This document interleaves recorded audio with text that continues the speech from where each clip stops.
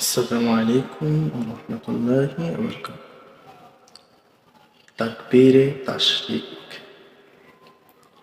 ৯ জিলহজ ফজর থেকে ১৩ জিলহজ আসর পর্যন্ত ৫ দিনে মোট ২৩ ওয়াক্ত নামাজের ফরজ নামাজের পর পুরুষদের জন্য উচ্চস্বরে এবং নারীদের জন্য নিম্ন আওয়াজে কমপক্ষে একবার তাকবীর ধ্বনি দেওয়া ওয়াজিব।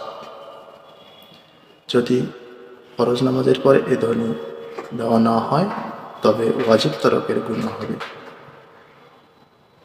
এক্ষেত্রে আগামী ৯ জিলহজ অর্থাৎ ১৬ তারিখ রবিবার ফজরের নামাজের পর থেকে শুরু করে বৃহস্পতিবার আসর